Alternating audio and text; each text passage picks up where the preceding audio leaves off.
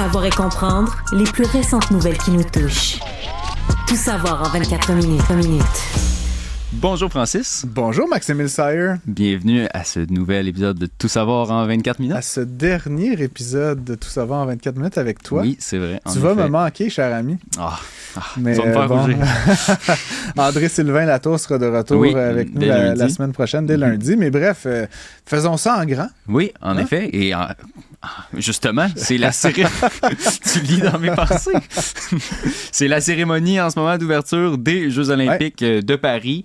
Beaucoup de choses qui sont passées à date. C'est en cours là, en ce moment, donc c'est pas terminé. On a eu notre collègue Alice Fournier qui est venue nous faire une petite critique esthétique. Oui, une petite montée de lait. Moi, montée de lait slash commentaire du fond, du cœur de la Française en elle. Mais évidemment, c'est encore en cours, donc c'est long. Hein, c'est quand même long. Je pense que ça va se terminer. Ça faisait 1 heure, je trouvais ça long déjà. Oui, c'est ça. C'est ça, le 3h45 que ça dure, donc quand même pas rien. À date, on a vu Lady Gaga qui a chanté Mon truc en plume de Zizi Jean-Marc. C'est un grand classique. Pas. Oui. J'ai jamais entendu parler de ça. Moi non plus. Céline?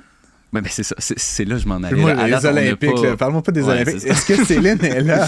Ben, à date, on l'a pas vu. Dis-moi pas que c'est le clou du spectacle, ça serait la folie furieuse. Qui l'eût cru? Ça serait ça, le clou du spectacle. Non, en effet, il y a beaucoup de questions là, à savoir si elle va être là, puis si elle va chanter aussi. Là. Moi, personnellement, c'est un peu emmerdant parce qu'on enregistre ceci. Il y a des gens qui nous écoutent en direct à la télé, mais il y a aussi beaucoup de gens qui nous écoutent en différé sous forme balado. Puis là, genre, possiblement que dans comme 3 minutes, Céline va être sur scène. Peut-être qu'on est en train de parler puis ils sont sur scène en ce moment. C'est ça, exactement. Mais là, écoutez, donc, on a peut-être la cave, mais bon. On a aussi vu Assassin's Creed qui était là. Je sais pas si tu as vu le personnage d'Assassin's Creed qui se promenait. Grand fan. Oui, c'est ça. C'est Ubisoft. Ubisoft, c'est français, donc ça les représente bien. C'est pas vraiment français, Ubisoft. Non, mais à base, à Montréal. Mais à base, c'est une compagnie française. Oui, il rapatrie le cash à la fin, mais c'est une compagnie de Montréal. Je charrie un petit peu. Non, j'aime beaucoup Ubisoft. Je sais tout ça très, très bien. Mais oui, c'est une compagnie parisienne. Oui, et on a également vu les porte-drapeaux du Royaume-Uni qui ont recréé la scène du Titanic. Tu sais, le Kate Winslet de même sur le bateau. Pourquoi pas. Donc, bref, et il mouille aussi. Il mouille beaucoup en ce moment à Paris. Aussi, on a vu l'envers du décor des Jeux Olympiques parce que maintenant, la technologie, les athlètes, TikTok, ils filment un peu là, en temps réel. Oui, c'est ça. Mais ils filment aussi leur arrivée dans les chambres, tout ça. Avec du carton. Oui, c'est ça, exactement. Les lits, là, les soi-disant lits anti-sexe là, qui sont en carton. Apparemment, c'est pas pour être contre le sexe qu'ils ont été mis, ces lits-là, c'est pour des raisons environnementales là, qui sont en carton. Et soit dit en passant, je sais pas si tu avais l'intention de m'en parler, mais je sais pas si c'est les organisateurs des jeux ou quoi, mais ils distribuent 300 000 préservatifs. Là, fait que je pense pas que c'est des lits anti-sexe. Je sais pas si le monde va faire ça dans la douche, là, mais à un moment donné, genre, ils ne sont pas dupes. Ça coûte cher, non? Et j'avais déjà écouté un balado à ce sujet-là, mais tu sais, qui me faisait un peu rigoler, mais justement, sur les rapports sexuels pendant les Olympiques, il paraît que c'est comme vraiment comme des petits lapins, ces gens-là. Mais je pense que ça allait avec le stress.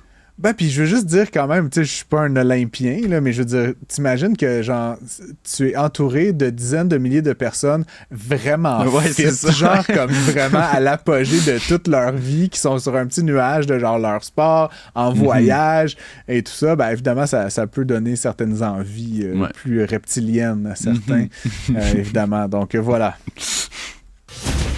Actualité. Le scandale qui ne cesse de donner, celui de Soccer Canada. Tu te rappelles, là, il doit faire 3 jours maintenant, 2-3 jours, là, on apprenait que l'équipe canadienne, des membres du personnel, s'était servi d'un drone pour espionner l'équipe néo-zélandaise alors qu'elle faisait une pratique en vue du match d'ouverture. Match d'ouverture d'ailleurs que le Canada a gagné contre la Nouvelle-Zélande. J'ai comme envie de rien dire. J'ai envie de te laisser faire la nouvelle puis qu'on fasse le petit jingle de fin puis que ça soit fini. Je suis tellement tanné d'entendre parler de cette histoire de drone. Mais il y a des nouveaux développements. Là. Je sais pas si tu as vu, parce que là, en ce moment, on apprend que c'était vraiment organisé là, au sein de Soccer Canada. Là. Quand ils recrutaient des gens dans l'offre d'emploi, ça demandait, là, le candidat devait avoir la capacité d'opérer un drone et des connaissances opérationnelles de gestion de caméra à l'entraînement. Ça te surprend? Quand même, oui. Toutes les équipes sportives font ça depuis une décennie. Là, comme... Mais pour eux-mêmes? Pour eux-mêmes, mais genre, tu sais, il faut savoir utiliser un ordinateur puis se servir d'un drone. Là, c'est ça ta job. Là. OK, ben attends. C'est quoi la surprise là-dedans? J'en rajoute. Dans l'offre aussi, le candidat doit savoir, je cite, appuyer le processus de dépistage de l'adversaire en profondeur par le partage d'informations, de vidéos et de renseignements de mesures clés avec l'équipe technique. Qu'est-ce que tu penses qu'ils font, le Canadien de Montréal, avant de jouer contre les Bruins de Boston? Genre, ils prennent des bières et ils checkent le plafond? Non, ils regardent des matchs de Boston pour savoir tel joueur, il fait quoi, il joue comment, comment le couvrir. C'est ça la job. J'ai l'impression qu'on est comme en train de découvrir comment on entraîne des équipes sportives. C'est comme, oh my God, il y a des gens qui utilisent des caméras puis des drones. C'est comme, ben oui, les gens, depuis genre des décennies, c'est comme ça. Oh my God, c'est dans l'offre d'emploi. Ben oui, genre, je sais pas. Où habitez-vous sous une roche? Ils se sont servis de ces drones-là pour quand même espionner là, une équipe. Là, donc, c'est un autre niveau. Là. Ouais. Je pense qu'il y a bien d'autres situations où notre effusion de colère serait beaucoup mieux dirigée qu'un dude qui a fait voler un drone pendant 32 secondes au-dessus d'un entraînement sportif. Je trouve ça, honnêtement, j'en peux plus, cette histoire-là. C'est comme, tu me dirais, hey, le gars, là, dans l'offre d'emploi, il fallait qu'il sache utiliser Word, là. T'imagines? L'autre fois, il a écrit une lettre méchante à son ami dans Word. OK, oui, ben oui. Écoute, oui, il y a des mauvais usages de n'importe quelle technologie, mais savoir utiliser un drone, savoir regarder des bandes vidéo pour décortiquer ce que l'équipe adverse doit faire, ça fait partie du travail de ces gens-là. Ouais. J'en rajoute d'abord. OK, ben là, écoute, si t'as des scoops à me livrer... Apparemment, pas apparemment, mais TSN ont sorti un article choc dans lequel des sources anonymes disaient que c'était fortement encouragé l'espionnage au sein de Soccer Canada. Et que souvent, ils te mettaient une sorte de pression. Ah, ben si tu veux pas en faire, ben, on va te mettre dehors. Puis là, tu sais, c'est tout le temps la game de ben là, tu sais, je suis arrivé là, c'est vraiment prestigieux comme organisation, tu sais, fait que j'ai pas le choix d'en faire. On leur tranche la tête! Non, j'ai pas l'impression que ça t'a convaincu. Non, c'est fini. Savoir et comprendre, tout savoir en 24 minutes. On reste encore là en France dans le contexte là, des Jeux olympiques. Il y a eu sabotage du réseau ferroviaire français ce matin. Tu as sûrement vu la nouvelle passer. Là. C'est des attaques massives qui ont été faites là, contre la SNCF, là, la Société nationale des chemins de fer français. Il y a eu 3 actes de sabotage qui ont été faits. Une 4e qui a pu être interceptée. Mais ça a vraiment perturbé là, les voyagements des touristes comme des résidents là. Ça semble pas avoir affecté là, la tenue des Jeux olympiques, de la cérémonie d'ouverture là, et l'arrivée des athlètes tant que ça. Mais ça va être quand même à surveiller. Là. Il y a une enquête qui est ouverte présentement là, pour voir la suite des choses. Et aussi, ça s'inscrit là, dans un contexte où il y a beaucoup là, d'appréhension par rapport aux Jeux olympiques, là, tout ce qui est de attentats là, ou quoi que ce soit. Donc, disons que ça l'augure mal là, en cette journée de cérémonie d'ouverture. Oui, c'est sûr que fallait s'y attendre en même temps. Là, c'est un peu opportuniste. Là, un peu comme les gens qui bloquent l'aéroport ou je ne sais trop quoi. Là, c'est comme saisir l'opportunité. Hein, c'est une forme de terrorisme léger, là, mais quand même un peu particulier. J'ai cru comprendre que l'activité de ferroviaire avait quand même pas mal repris là, en après-midi et heure de Paris. Puis ça dépend aussi des secteurs. Il y en a qui sont moins affectés que d'autres. Ouais, là, mais tout à fait. Bon, bref, si vous comptez vous déplacer en train à Paris aujourd'hui, ça va être un petit peu compliqué. Savoir et comprendre, tout savoir en 24 minutes. Des militants écologistes perturbent encore l'aéroport Montréal-Trudeau pour la 3e journée d'affilée. Donc, je sais pas si tu te rappelles, il y a 2 jours, là, ils avaient collé leurs mains au sol. Le lendemain, ils ont fait des graffitis devant les vitrines. Et là, à nouveau aujourd'hui, il y en a qui ont collé leurs mains au sol. Ça a quand même causé là, des perturbations un petit peu plus importantes au niveau du trafic. Là. On parle de vraiment, là, il y a eu une congestion monstre là, autour de l'aéroport parce qu'il bloquait, ça bloquait comme l'accès à partir de l'autoroute 520 et l'autoroute 20 au niveau de l'aéroport. Honnêtement, je comprends pas trop qu'est-ce qu'ils font en ce moment. Est-ce qu'Yves Poirier était sur place? Non, mais je pense que notre collègue Maxime Delan y était par contre. Quand c'est pas un, c'est l'autre. Il faut qu'il y ait un backup. Ouais, c'est ça. C'est bon. Écoute, c'est un peu, on l'a dit là, je vais pas refaire le procès de ces gens-là une deuxième fois, mais c'est un peu cave. Ben là, tu sais, c'est ça. Ils sont allés encore avec leur même message habituel. Là. Le pétrole tue, il faut que nos gouvernements endossent le traité de non-prolifération des énergies fossiles. Puis mettons, ceux qui ont fait ça la dernière fois, ils sont-ils en prison maintenant? Je sais pas s'ils sont en prison. Ils ont été arrêtés là, quand ils ont fait ça, mais je sais pas s'ils sont en prison. Mais là, c'est-tu les mêmes comme individus? Parce qu'on comprend que c'est le même groupe. Oui, c'est le même groupe. C'est encore la dernière génération. Il va manquer d'individus. Ben, c'est peut-être inépuisable. Peut-être que ça se renouvelle tout le temps. Il paraît que Rémi Villemur est rendu consultant chez eux. Hein, je sais pas. C'est peut-être juste une rumeur, là, mais quand il a interviewé le jeune, il a fait une offre d'emploi. Il l'a convaincu. On va y aller avec des petites pincettes. Je fais des blagues, chers auditeurs. Mais non, évidemment, il était à l'antenne. Si vous n'avez pas vu cette entrevue très intéressante, enfin, justement intéressante parce que Rémi a été quand même assez dur là, et confrontant avec le jeune. Puis on voit que c'est pas tout à fait cohérent. Il y a des points qui sont pas erronés, mais il y en a d'autres qui c'est vraiment comme une espèce de melting pot de Israël, la paix dans le monde, les autochtones, puis le pétrole. Puis il faut que le pétrole arrête, qu'il ralentisse, on ne sait plus trop. Mais bref, c'est un peu dommage. J'ai l'impression que parfois que certains de ces jeunes-là sont instrumentalisés par des personnes ou des groupes qui veulent nuire là, et que c'est juste eux sont juste là, je vais coller mes mains par terre. Il y a aussi l'ironie de causer un bouchon de circulation. Ça fait qu'il y a plus de chars qui sont là qui ne bougent pas, ça fait plus de CO2. 3000 chars versus la planète. Là, bref. Moindre mal dans leur tête. Je ne justifie aucunement ce qu'ils font, mais bref, étrange histoire. Oui, en effet. Puis c'est quand même surprenant que c'est la troisième fois en 3 jours. Je vais demander les autorités. Oui, mais en même temps, toi puis moi, on prend un taxi puis on y va, là, comment, avec un pot de colle dans les poches. Là, tu comprends que c'est justement une forme de nuisance qui est hyper difficile à détecter en avance. Là, on pourrait même se mettre des cravates, là, tu comprends, pour genre passer incognito, genre mode voyageur d'affaires. Là, parce que si on se met à arrêter tout le monde avec un kéfier, là, ça va être longtemps. Ouais. Bref, drôle de situation, effectivement. Ouais. Tout savoir en 24 minutes. Québec investit 10 millions dans les batteries là, pour l'aéronautique. C'est un projet là, qui va servir pour construire une usine à Longueuil, donc là, pour des usines là, de batteries destinées aux petits avions. C'est aujourd'hui, là, ça a été annoncé en conférence de presse là, avec le PDG de H55, là, donc l'usine de batterie en question, avec le ministre Pierre Fitzgibbon. Go, go, go. C'est intéressant comme proposition. Après, on s'entend que j'ai regardé un peu qu'est-ce que fait H55 puis les projets qu'ils en typent. C'est comme l'équivalent d'un Cessna une place. Là, fait qu'on est loin là, de faire des A330 ou des, des Boeing 787 électriques. Mais justement, là, puis ça, encore une fois, là, je suis pas sûr que ça soit une fidèle représentation de ce que ça va être à la fin. Là, ou probablement que la partie toute arrière de l'avion, c'est des batteries. Mais le problème, justement, c'est qu'il faut tellement de batteries pour avoir d'autonomie que le nombre de places effectivement disponibles pour des passagers est hyper limité. Mais c'est le début de quelque chose. Ouais.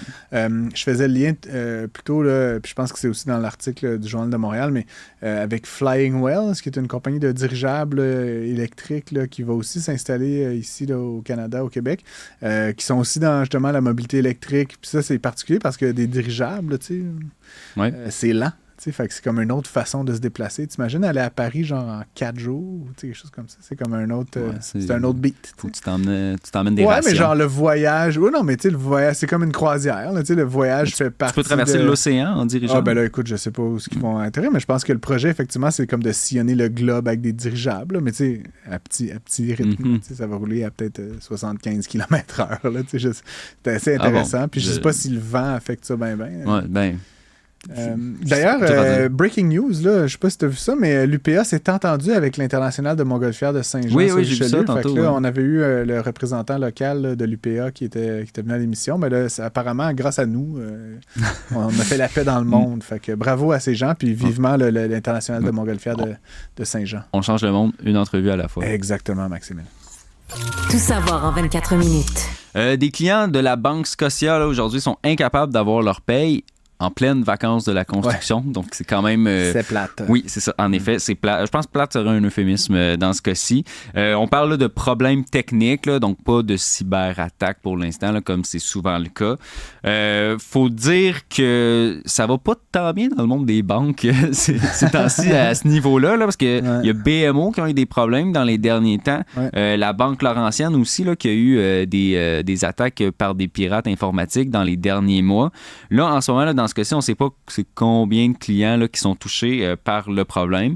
Mais bref, ça va être à suivre dans les prochains jours. Drôlement, le prix de l'action de la Scotia a monté aujourd'hui. Je pense que tout le monde s'en fout des payes, mais il y avait des bugs techniques. Là. Je suis légèrement client de cette institution-là, mais j'ai essayé de me connecter aujourd'hui, puis c'était compliqué. Là. Il y avait des pages qui loadaient pas et tout. Fait que... Mais apparemment, c'est réglé. Fait que... Bon. De l'eau sous le pont, comme on dit. Actualité. La défense de l'avortement, ou du moins la question de l'avortement, là, risque de repointer le bout de son nez durant la campagne présidentielle. On sait que c'est toujours un enjeu aux États-Unis, mais là, peut-être ça va donner quelque chose en premier plan parce que la position de Kamala Harris est beaucoup plus sévère et tranchée que celle de Joe Biden l'était, tout comme le colistier de Trump, J.D. Vance, est beaucoup plus tranché, elle aussi. Donc, Kamala Harris, là, a déjà dit là, que nous mettrons fin à l'extrémisme de Donald Trump qui interdit l'avortement. Donc, elle compare là, Donald Trump à de l'extrémisme et bref, c'est ça. Ça va devenir un enjeu de premier plan. Oui, tout à fait, c'est clair.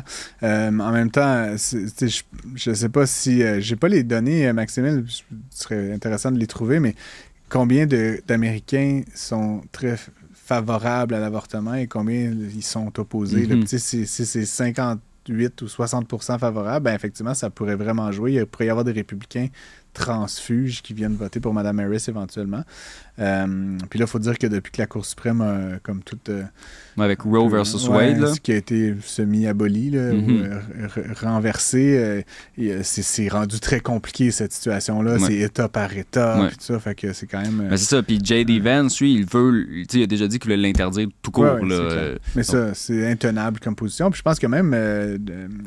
Donald Trump essaie de modérer, mais là-dessus, J.D. Vance, il semble pas être très prêt à négocier. Là. Donald Trump se retrouve un petit peu là, à aménager la chèvre et le chou là, par rapport à ça, parce que lui, il essaie de se présenter un petit peu plus comme modéré par rapport à ça, mais là, il y a son colistier qui est beaucoup plus intense là, sur le sujet et beaucoup plus tranché. Oui, écoute, drôle d'affaire, mais je pense que là-dessus, effectivement, ça va donner vraiment un coup de pouce là, à Mme Harris pour la durée restante de la campagne. Oui, mais justement aussi, Kamala Harris, je ne sais pas si tu as vu, elle a fait une apparition à RuPaul's Drag Race. Ça, je suis un peu plus... puis je veux dire, go les trans, là, mais... tu sais, c'est des drag queens, pas nécessairement trans. Mais justement, là, cette association éventuellement avec la politique de l'identité, là, je suis vraiment pas en train de dire tel ou tel, mais tu sais, les démocrates, on leur a beaucoup reproché là, d'être justement énormément dans ce discours-là. Puis encore une fois, je nie pas qu'il y a 1001 problèmes de la reconnaissance puis des pleins droits de ces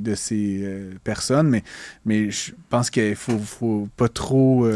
faut pas devenir la candidate de l'identité, comme l'ont été d'autres avant elle. Puis déjà qu'elle est une femme, puis encore une fois, go les femmes, mais je pense que pour une certaine frange de la population américaine, elle part déjà avec un peu des strikes contre elle. Donc, je pense que c'est un terrain un peu glissant sur lequel elle joue. Mais inversement, à sa défense, tu as vu l'histoire de Charlie XCX plutôt cette semaine? Oui, Brat.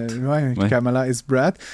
Puis l'album de Charlie XCX, c'est comme un vert là, vraiment très fluo. Puis là, apparemment, il y a comme des groupes là, gays là, aux États-Unis qui sont comme il faut que Kamala vienne au deuxième débat avec un sou le vert Charlie XCX, comme ça va être notre candidate. Il y a quand même une certaine frange, peut-être 10% de la population américaine là, qui est vraiment très engagée sur les identity issues. Eux, c'est certain qu'elle va gagner l'entièreté de leur vote. C'est juste pour pas le faire en aliénant l'autre extrême qui sont comme limite sexistes, racistes, anti-tout. C'est ça, parce qu'en allant là, je pense pas qu'elle va convaincre des gens qui aurait pas voté pour elle. Je pense pas qu'elle va aller chercher le vote républicain en faisant ça. Là. Mais écoute, comme je le dis, c'est par-delà les considérations pragmatiques que j'énonce, je pense qu'elle vit en lien avec ses valeurs, puis fait que go RuPaul d'une certaine façon.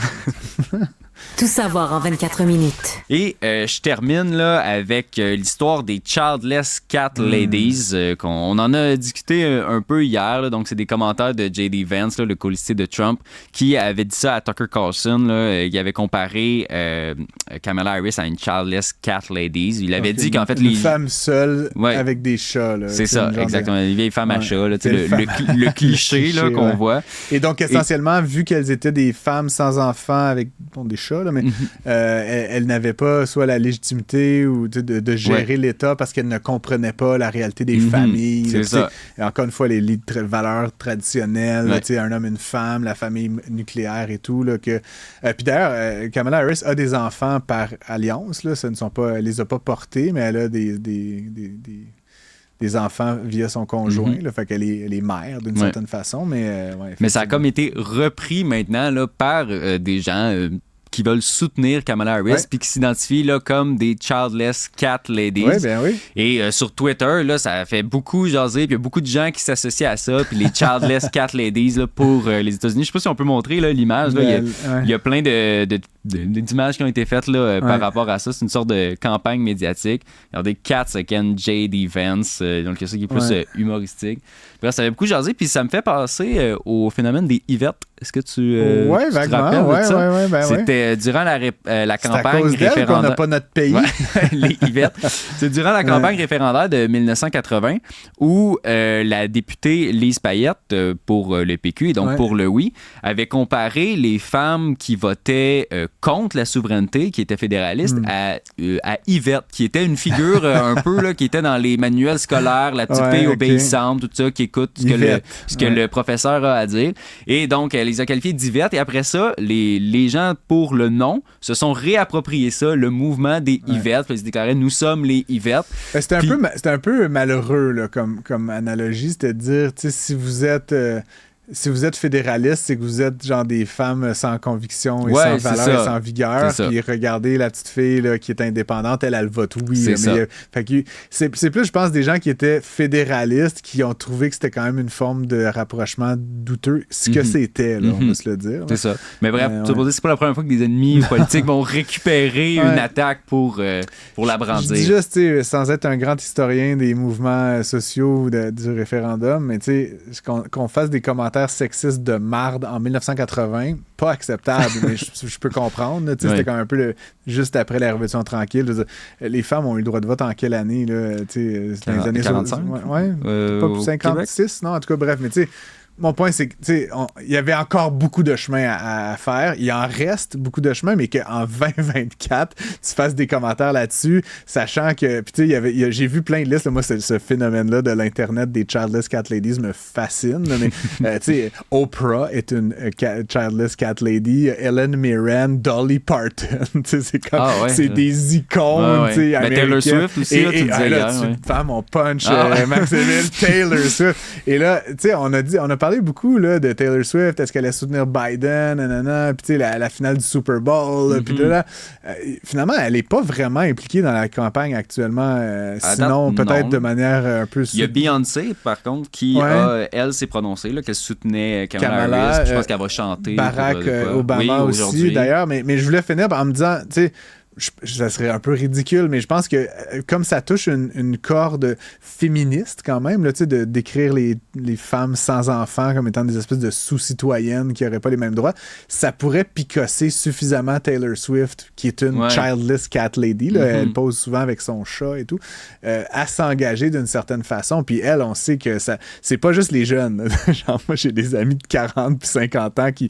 vont faire les groupies à Toronto là, à l'automne, coucher dans une tente pour être sur la rangée d'en avant. Fait que elle a un auditoire, qu'on aime ou qu'on n'aime pas, Taylor Swift, qui est sans bon sens. Je suis sûr qu'elle se fait courtiser autant par les démocrates que les républicains pour avoir un appui. Elle est nettement démocrate. Oui, ça, c'est sûr. Elle l'a fait lors de la première... Mais ça peut vraiment faire pencher le cours altérer le cours de... Ah, t'es pas d'accord? Ben, je suis d'accord, comme dans l'absolu, c'est une voix forte. Ça dépend. Est-ce que ça va comme. Y a-tu comme un avant et après l'intervention de Taylor Swift? C'est là où je suis comme. Non, c'est sûr, je pense. Ça peut changer un petit affaire. Je pense son auditoire, disons, ses fans sont plus démocrates que républicains. C'est ça, c'est que comment dire, de prêcher à des gens qui sont déjà convaincus, ça va pas faire shifter complètement la patente. Ça peut peut-être consolider la base. Ça peut peut-être consolider la base. Et évidemment, comme toujours, Maximile, le gros défi des élections, et aux États-Unis tout particulièrement, c'est de faire sortir le vote, et particulièrement le vote des jeunes. Parce que les jeunes ont souvent des convictions très fortes, mais se lever du divan pour aller voter, c'est compliqué. Fait que, tu sais, si c'était ça, il faut juste faire ça. Ça serait déjà une contribution importante à la campagne. Mais c'était notre dernier 24 minutes de cette saison estivale, à moins que... mouvement de foule te réclame. Là, je sais pas, tu pourrais lancer quelque chose. Mais merci d'avoir été là ces 3 dernières semaines.